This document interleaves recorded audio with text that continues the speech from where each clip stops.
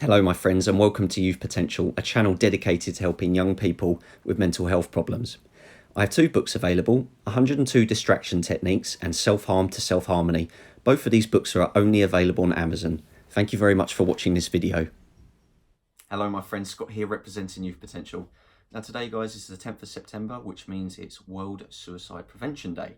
So, for the purposes of awareness, being inspirational, and just doing my thing, I've made this video. You guys voted on this one. It was so close. It was like neck and neck at one point with another video, the one where I was going to talk about why I don't aim for recovery. However, because it was so close, I've decided that I am going to make that video, and I aim to make that one tomorrow. But in the meantime, let's just get on with the one that you guys voted for. So if you didn't already know, suicide as defined by the dictionary is the intention of taking one's own life. So I've got some facts here that I wanted to share, and they're quite disturbing, I suppose, shocking, sad as well. So I've gathered these facts from the World Health Organization. If you don't know what the World Health Organization is, just Google it. I mean, it's pretty much exactly what it says on the tin. These are the guys, the organization that basically monitors global health, puts plans into place, makes important decisions, and those kinds of things. Obviously, suicide is a very common form of death, unfortunately. So, yeah, they've done a whole some pages on it on their website. You can look it up. But anyway, I've gathered some facts, and I just want to share them with you because they're important at the end of the day. So this fact sheet was updated on the 2nd of this month, so that's what, 8 days ago. Anyway, let's get on with it. So I'm literally going to read this verbatim from their website.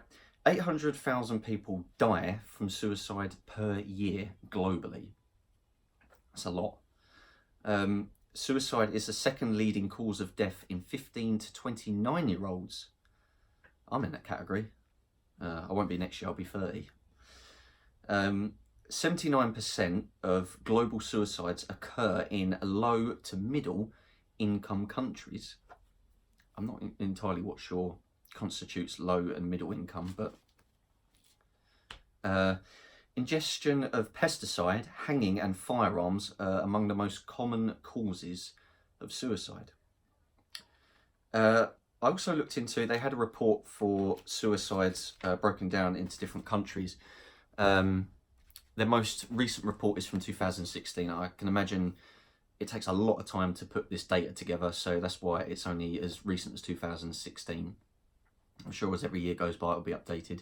So in the UK, because that's where I'm from, in 2016, 7 people out of every 100,000 people died that year.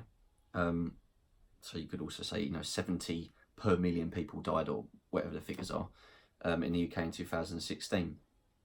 And when I looked into the figures a little bit more, I think that's across both genders on average, but there was 3 times as many men that committed suicide in the UK as there was women, roughly. And in the USA, because a lot of you guys that follow me are from the USA, it was 14 in every 100,000 committed suicide in 2016. And again, just like the UK, there was way more men than women. I think it was like 3 or 4 times the amount of men against women that committed suicide that year. They say, what I think surprised me the most about that is that they say apparently, self-harm is more common in females than males, yet when it comes to suicides, there are more males that are committing suicide than females, or just, at least in the UK and the US of A. So anyway, whilst looking down the page on the World Health Organization, there was a section that says prevent and control. Now, I'm going to read out exactly what they've put on here, because I looked at it and I thought, these are all brilliant ideas, and without a shadow of a doubt, and I'm sure you guys can agree with me, these are things that the world just needs to get so much better at. Anyway, so yeah, prevent and control. and these are literally all bullet points for things that they're trying to focus on, basically. Reducing access to means of suicide. So, for example, controlling of prescription drugs, firearm laws, things like that. Another one was reporting by media in a sensible way. It's really interesting that they put sensible way there. I think the idea of this one is that, I mean, you know, we want the media to portray suicide as not a taboo subject, that it's okay to speak up about it. And yeah, maybe raising awareness as well, actually. School-based interventions. I mean, when I was at school, towards the end of school, that's when I first started to, my mental health really declined. I don't think the school was ever involved as far as I'm aware. And when I went to sixth form, I had even though it was quite clear that I was self-harming a lot, I remember having one conversation with my form teacher, and that was about it. And it didn't really go anywhere from that. It was just a case of, oh, if you need anyone to talk to, I'm here for you. And that was it. There definitely needs to be a lot more. I think schools are definitely getting better in the UK, at least I'm speaking on behalf of, better than they were over 10 years ago when I was at school. Another one is introducing alcohol policies to reduce the use of alcohol. It's pretty self-explanatory. Another one is, and I really like this one, early identification, treatment and care with people that have mental health disorders and substance disorders. Also people who have chronic pain and acute emotional stress. So early, the key word there is early identification, treatment and care. I like this next one as well.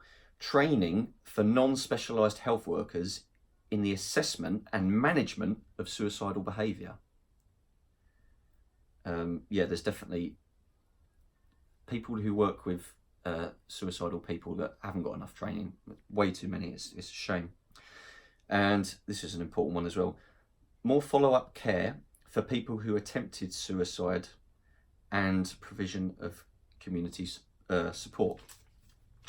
Yeah, I definitely could say there's not enough aftercare. There's not enough follow-ups, definitely here in the UK. I also think, to a degree, the patient, the individual, there needs to be a little give from them as well, because I know what it's like when you've been feeling suicidal and you just refuse help, you neglect it. And in retrospect, you can look back and say, yeah, I needed it. But at the time, you're in such a dark place, you just don't want to do it. So there needs to be a bit more of that self-encouragement and encouragement from family and friends. And yeah, I think the services need to be a bit more persistent as well, rather than just taking no for an answer. This one isn't included in the things that the world needs to get better at and health organisations need to get better at, but I think you can all agree with me. And you probably know what I'm going to say, is that we need way more funding for psychiatric wards, the staff to operate them, and funding for the tools and the resources to be able to make that work. It's absolutely disgusting. There is nowhere near enough beds, rooms, wards, whatever you want to say, for people who are feeling suicidal or who have attempted suicide. It's not good enough. You know, they're pretty much always full, and the turnover, at least in the UK, and this has been my experience, my partner Carla, her experience as well, and some other people in my life, is that it's actually really hard to get into these places. Unless you're going to pay for private, it's really difficult to get into these places. I mean, the second time I attempted suicide early last year, my mum had to argue with some really high up people in the system to get me into a psychiatric ward. The first time, I was in like straight away, no problem. Second time, yeah, it was big old arguments to actually get in there. And why? Because, well, they say, oh, it's not good for you and all this kind of stuff, but there's a certain, you know, when you're in that much of a crisis, you need a cooling off period. And no, there's not enough beds, not enough funding, not enough being done about it. It's disgusting. Okay, guys, I just want to quickly share a story, personal experience about suicide. So early last year, I attempted suicide for the first time in about 9 years. I'm not going to go into why. I basically took an overdose, didn't want to wake up, did wake up, and I ended up in psychiatric ward. About a month or so later, exactly the same thing happened, although this time I took even more medication and pills and such, and I was even more intent and serious on doing it. And again, I was unconscious, was out cold for a couple of days or whatever, woke up, eventually got into a psychiatric ward, and then after all that, you know, got myself a bit more stable, with some help from a lot of people. And then about July time, and this was the last time I tried to attempt suicide, I had an impulsive moment. It wasn't planned like my other ones were, and downed a load of pills, tried to kill myself. Next thing I know, waking up in hospital, and that time I was actually glad I woke up, because I knew as soon as I woke up that I'd made a mistake and that I was impulsive. So back then I was extremely low. I felt hopeless. I felt like there was nothing going for me. You know, I just got off the back of a relationship breakdown with my previous partner, who I share 2 children with. You know, I had a great job, well paid. I was extremely positive. You know, I had a home of our own, you know, and it was great. And then it all just came to a stop. I didn't have the strength I used to have. I relapsed after 7 years of being clean, of self-harm. And I just felt like I had nothing, absolutely nothing. I didn't feel that there was a future for me.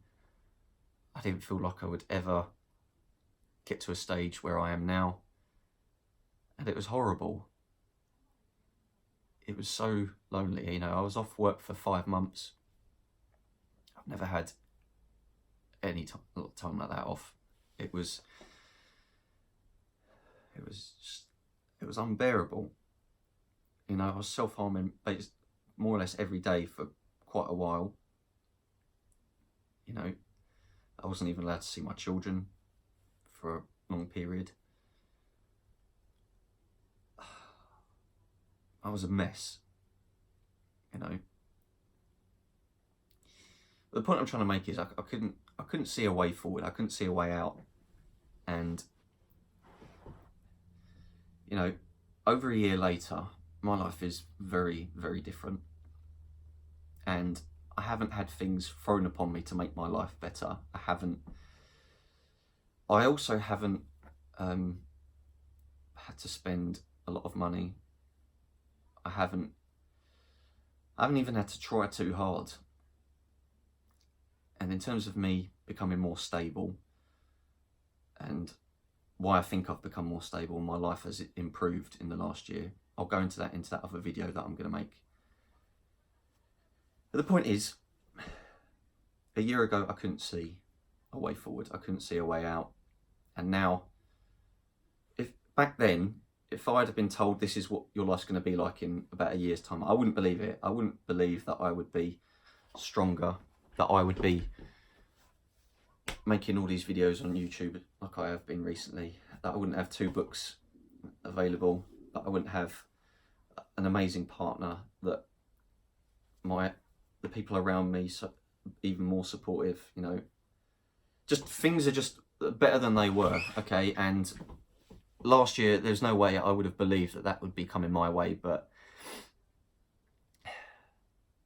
for anyone who's feeling like absolute shit and that your life is going to be terrible, a lot can change in a year. A lot can change in 6 months, you know, and you may not be able to see it now, but you've just got to fucking hold on. You've got to hold on for dear life. You've got to speak up and talk to people, that just anyone. You've got to at least try just a little bit, because in a long period of time, a short period of time, things can change. They can. You've got to make it happen. If you want to get better, things can get better, okay? Like, it's not impossible. Things can be all right. And I know it's so cliche to say things will get better and, you know, speak up and get help and that, but honestly, I've been through this motion more than once and it's fucking horrible, but